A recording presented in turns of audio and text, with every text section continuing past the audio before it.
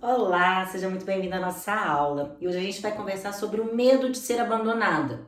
Se você foi respondendo as perguntas da aula anterior, você viu que se você está percebendo que você está se auto-sabotando demais, é sinal de que a sua comunicação, a sua conexão consigo mesma está totalmente enfraquecida. Então é sobre isso que a gente vai trabalhar hoje. E por que eu vou falar sobre medo de ser abandonada num módulo de autoconfiança, né? Mas a gente não tá trabalhando feridas da infância, Ju? Bem, a autossabotagem, ela é uma noção de não merecimento, uma noção de não poder, de incapacidade, de insuficiência.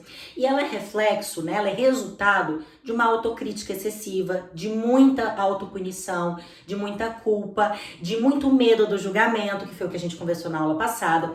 Então, se você se percebe se sabotando, é porque você tem se abandonado. E pessoas que tendem a se abandonar provavelmente vivenciaram uma situação de abandono lá atrás.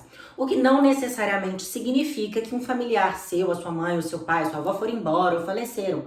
Mas como você significou algum momento, alguma vivência como sendo abandono, como sendo negligência, como falta, como sendo um momento de afastamento, de rompimento, algo que você significou. É muito mais simbólico, gente, do que real. Pra gente, né, na psicanálise a gente entende que não é tão importante os fatos, a veracidade dos fatos. Até porque muitas das nossas lembranças vêm do que contaram, vêm das fotos, vêm do que a gente entendeu. E o principal é o que você sentiu, o que você marcou, como você recebeu. Porque a gente precisa lembrar que na vida de adulto, muitas vezes a gente entende várias coisas. Ah, minha mãe trabalhava muito, mas é porque ela precisava trabalhar muito. Ah, o meu pai vivia trabalhando, mas é porque ele precisava. Ah, minha mãe isso, meu pai aquilo. Mas quando a gente é criança, a gente tem um pensamento totalmente centrado na gente mesmo.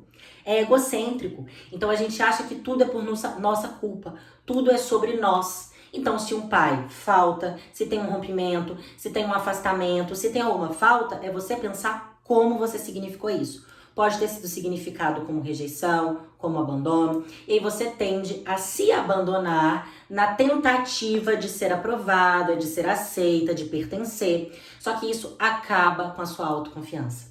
Porque você fica se culpando, se julgando o tempo todo. E com isso você tem muito medo que o outro pense exatamente aquilo que você pensa de você.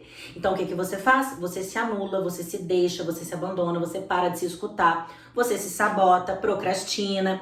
E aí você fica construindo ainda mais força para acreditar que você é incapaz, que você é insuficiente, que você não vai conseguir, que você não pode, que você não merece.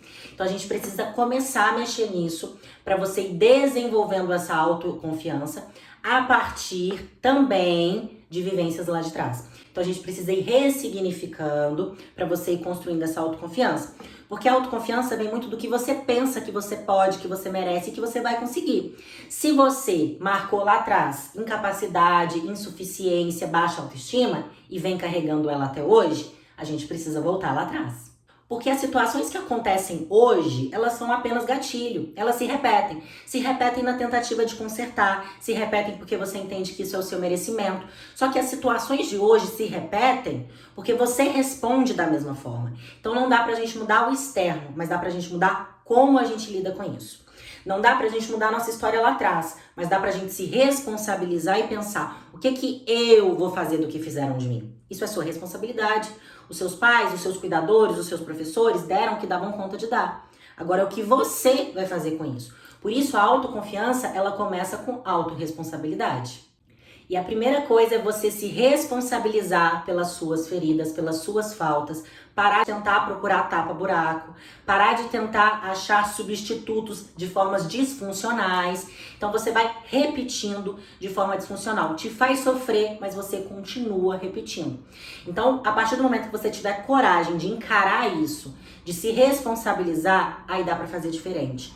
Porque o que acontece? Como a gente tem uma ideia egocentrada ali na infância, e a gente acha que tudo envolve a gente, tudo é nossa culpa, tudo é por nossa causa, é importante que você desconstrua lá atrás, porque a gente encarna aquilo. Então a gente vai encarnando a culpa, vai encarnando o não merecimento, vai encarnando o medo, o desespero de não viver sozinha. E eu não digo isso só em questão de relacionamento não, tá? Muita gente tem tanto medo de ficar sozinha que ela, por exemplo, não constrói a própria independência financeira dela.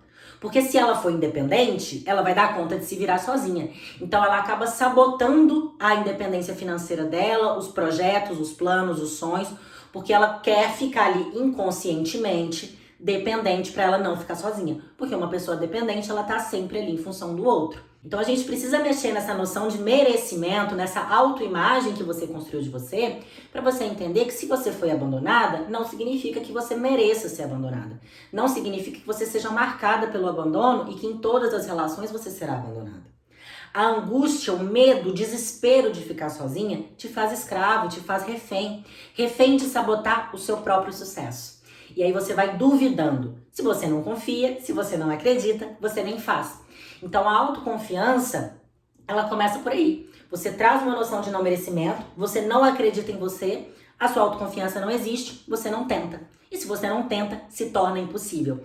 E aí vai fortalecendo ainda mais a crença de não merecimento e de que você é incapaz.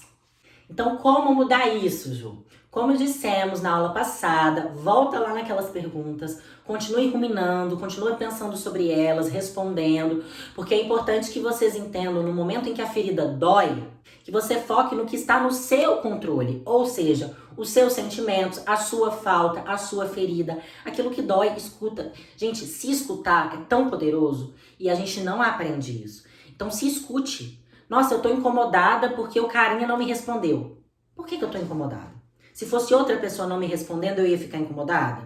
Ah, não, não ia. Então por quê? Ah, porque eu já tô com medo dele me abandonar. Ah, é porque ele tá me rejeitando. Ah, é porque eu tô achando que ele tá querendo outra. Vai construindo essa teia de pensamentos, vai associando livremente, vai falando, vai escrevendo o que vem na mente. Isso é muito poderoso. Exercitem se escutar, se ouvir, prestar atenção e acolher o sentimento. Ao invés de se culpar, acolha, escute, entenda o que esse sentimento está comunicando para você. A gente não tem que abolir a raiva, a tristeza, a angústia, a falta, a culpa. Não, são sentimentos saudáveis também, desde que a gente aprenda a lidar com eles. Então aprenda a acolher. Por que eu tô sentindo culpa nessa situação? Realmente é minha culpa? Deixa eu ver qual que é a minha responsabilidade. E aí você vai lidando com isso de forma diferente. Então eu coloquei aí no material auxiliar para vocês mais algumas questões juntos com as passadas para te ajudar a refletir ainda mais sobre isso. E é importante que você tire um tempo para você, que você reflita. E aí cada vez mais o medo vai perdendo a força. Cada vez mais você vai confiando mais em você. Então reconte a sua história. Vai pensando qual foi o momento de abandono, de falta, de afastamento. Quando foi que você se sentiu assim? Como que você se sentiu assim? Em quais momentos que isso aparece? É com todo mundo? São com pessoas específicas? Porque a partir do momento em que você identificar isso, você vai poder se responsabilizar mais, lidar de forma mais confiante, mais leve e mais funcional. Sem ser pela via do sofrimento, sem ser pela via da autossabotagem, mas pela via da autorresponsabilidade. Então, esse é o passo dessa semana para que você se torne uma pessoa mais autoconfiante e para que você pare de ter medo de ficar sozinha. É sobre você aprender a ser feliz sozinha também, não só por relações amorosas, mas porque você precisa confiar em você como a pessoa mais importante da sua vida. Então, olha, eu conto com você, eu tô fazendo a minha parte aqui, colocando as aulas. É importante que você tenha compromisso de responder as perguntas, de colocar em prática e refletir sobre isso. Se preciso, escute a aula do começo da semana. Ela é muito importante sobre esse assunto que a gente está conversando hoje. E vá prestando atenção aí, o que você se sabota, o que você repete na sua vida. Se escute, isso é um poder e tanto. E aí eu te espero na próxima aula. Beijo!